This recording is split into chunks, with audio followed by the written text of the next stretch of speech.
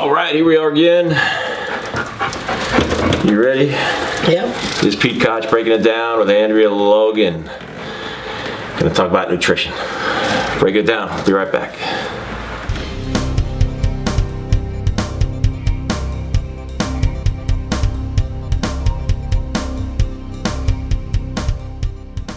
Hey guys, Pete Koch here with Andrea Logan. This is our ongoing series. We're talking about Fit After 50 was our original name. Oh, by the way, welcome. Welcome. Thank you. Thank you.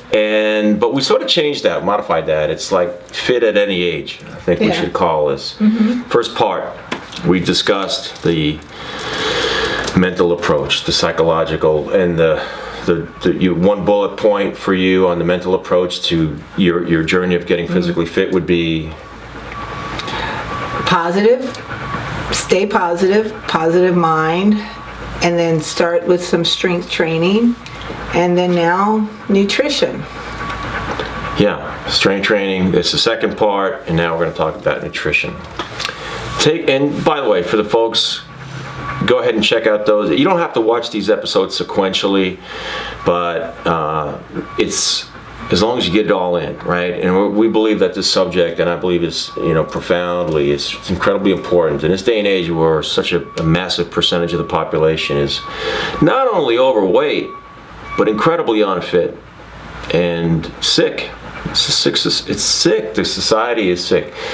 Incredibly important part of it is the nutrition part. So the other parts you can find, again, first part is mental approach. The second part is strength training, right? Now we're going to talk about the nutrition part. Tell us, Andrea, a little bit about your experience, though, a little bit of a dark experience with food and nutrition yourself, but just to give people who hadn't seen an earlier episode a little bit about your history.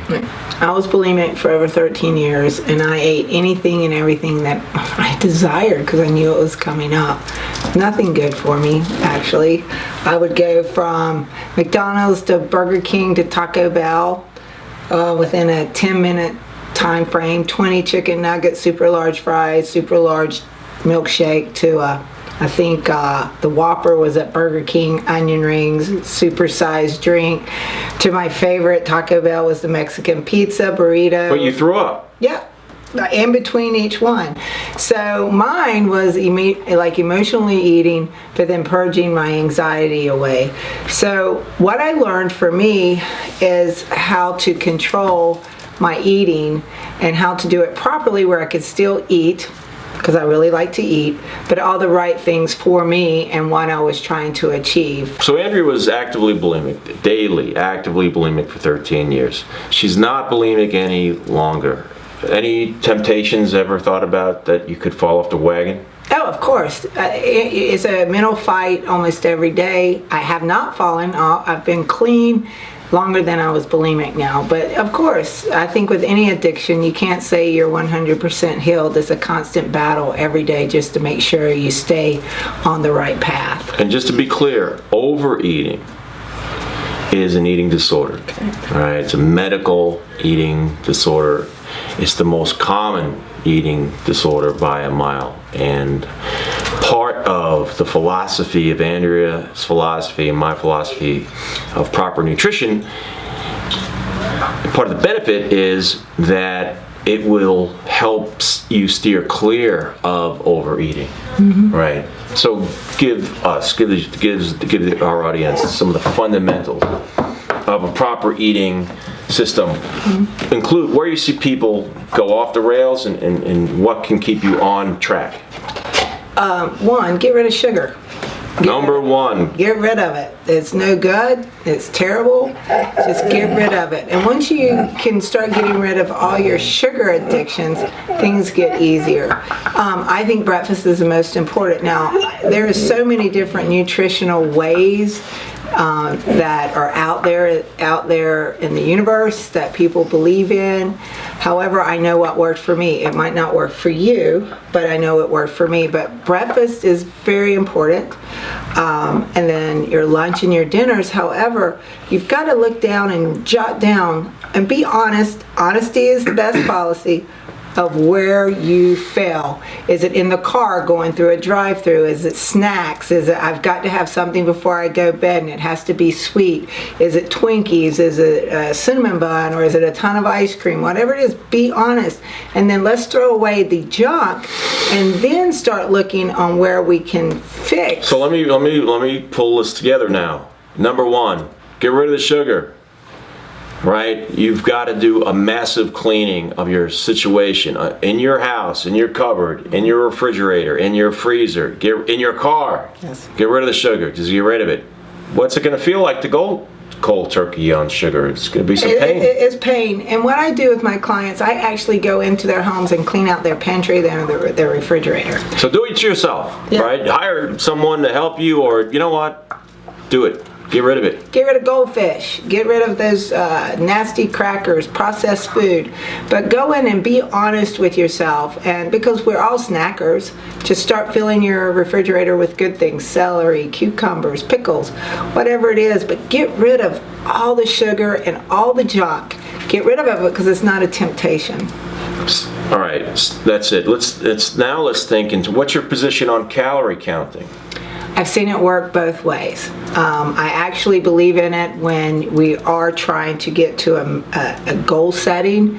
I actually work with Dr. H, and I have seen it work with those. Dr. H is a medical doctor, internal medicine, practice in Beverly Hills. Was my team doctor when I played for the Los Angeles Raiders back in the 80s, teammates like Howie Long and Marcus Allen. He's still around, and he's still doing sports medicine. Yes. But he's also probably the world's leading doctor in terms of weight loss and eating disorders. And we both work with Dr. H, Rob Huizinga, and he's a calorie man. But not for everyone, just for the obese, but he also adds movement. The calorie counting does work. He does not go below 1,000 calories. He never will. It does work. However, for some people, it might be too much of an overload, a complete overload of having to keep track, because you have to look up what a 6-ounce piece of chicken is to how many stems of broccoli you can have. It can be an overload. So what I really believe in is if you go the calorie counting, that's great, because you know what you can put in and what you can't put in. But if you don't, just go size proportions, the proper complex carbs, the proper amount of protein.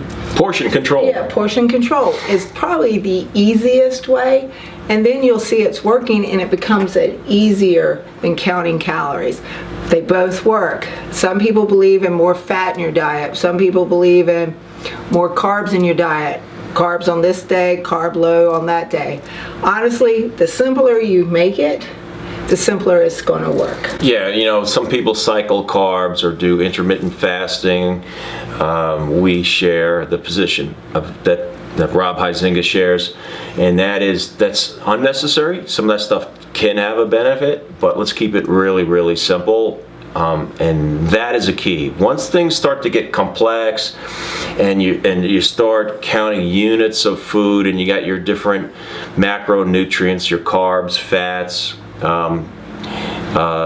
protein, some people get kind of befuddled when it gets to all that.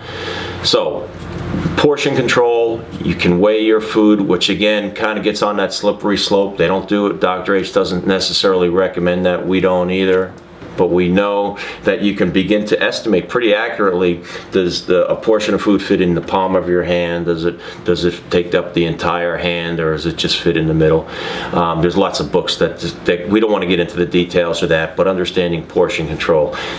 They did a study, a beautiful study a few years ago, and they talked to a group of people that were appropriate, their weight was appropriate in the same group, same size sample study group of people, and everybody in that group was overweight. And then they gave them different meals. You know, this went on for several weeks, and they gave them that meal. And after they ate the meal, I asked them, how many calories do you think were in that meal? And just to guesstimate that. And guess what?